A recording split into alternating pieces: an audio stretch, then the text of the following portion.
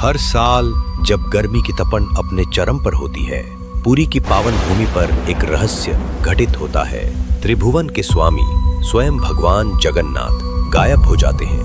न कोई दर्शन, न कोई आरती, न कोई मंगल ध्वनि। क्यों?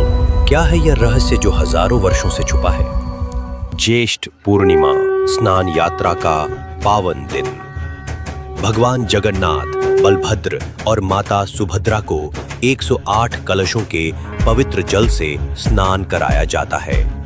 लेकिन इस दिव्य स्नान के तुरंत बाद कुछ अनहोनी घटित होती है। महाप्रभु को ज्वर है, वे अस्वस्थ हैं। और फिर मंदिर के कपाट बंद हो जाते हैं। शुरू होता है अणसर, 15 दिनों का रहस्यमय एकांतवास।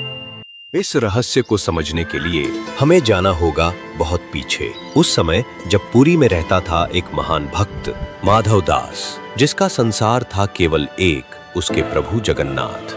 वो पुरी में अकेले रहते थे। वे अकेले बैठे बैठे प्रभु जगन्नाथ का भजन किया करते थे। नित्य प्रति श्री जगन्नाथ प्रभु के दर्शन करते थे। उन्हीं को अपना सखा मानते थे। प्रसाद में जो भी मिलता उसे खाकर ही अपना जीवन यापन करते थे। लेकिन एक दिन नियति ने करवट ली। माधवदास गंभीर रूप से रोगग्रस्त हो गया। उल्टी, दस्त, बुखार, शरीर बिल्कुल शिथिल।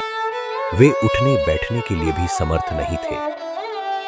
प्रभु, अब तो केवल आप ही मेरे रक्षक हैं। और एक दिन बीमारी से कमजोर माधवदास बेहोश होकर गिर पड़े।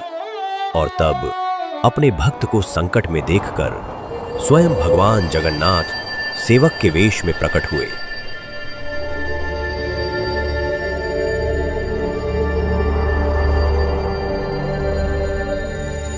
कोई शोर नहीं, कोई चमत्कार नहीं, बस मौन सेवा।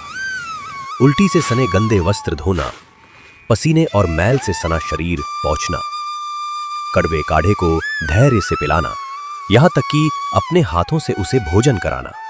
कोई भी काम छोटा नहीं था प्रभु के लिए। जब माधवदास जी को होश आया, तब उन्हें यह अनुभूति हुई कि यह तो स्वयं प्रभु श्री जगन्नाथ है। हे प्रभु, ये कैसी लीला है आपकी? मैं तो भजन करता था आपके दर्शन के लिए, न कि आपको इस अवस्था में देखने के लिए।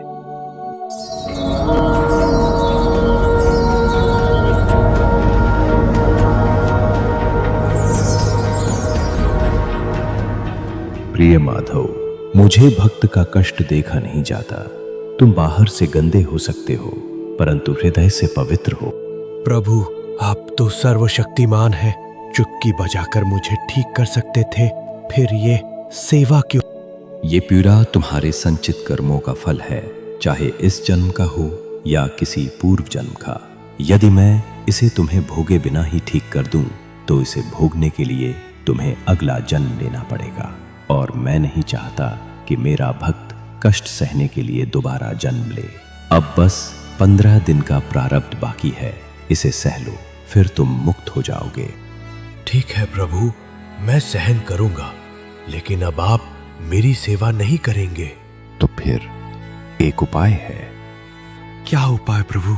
यहाँ नहीं, श्री मंदिर में जाकर करूंगा। तुम ठीक हो जाओगे और मुझे सेवा भी नहीं करनी पड़ेगी। माधवदास को क्या पता था, ये उपाय नहीं बल्कि भगवान का महान त्याग था। प्रभु ने माधवदास के शेष 15 दिनों का प्रारब्ध अपने ऊपर ले लिया। उधर माधवदास चमत्कारिक रूप से ठीक हो गए।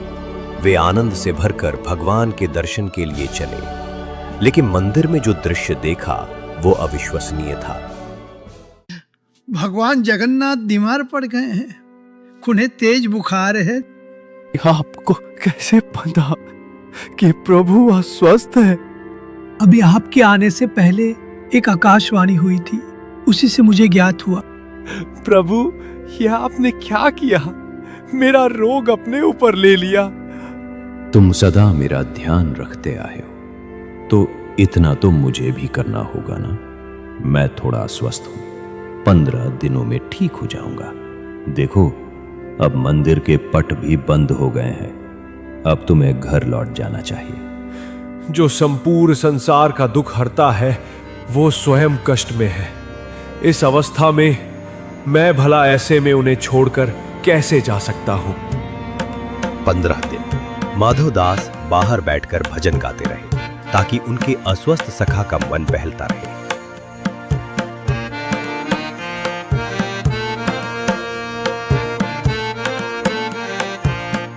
15 दिन बाद आज से हर वर्ष मेरे मंदिर के कपाट 15 दिनों के लिए बंद रहेंगे, जब मैं अपने सच्चे भक्तों के रोग और कष्ट अपने ऊपर लूंगा। और तभी से हर साल स्नान यात्रा के बाद भगवान बीमार हो जाते हैं। 15 दिन बाद जब भगवान स्वस्थ हो जाते हैं तब भव्य रथ यात्रा निकाली जाती है। जैसे एक बार उन्होंने माधवदास की पीड़ा अपने ऊपर ली थी, वैसे ही हर साल करोड़ों भक्तों का दुख अपने ऊपर लेते हैं। लेकिन शर्त है, भक्ति सच्ची होनी चाहिए।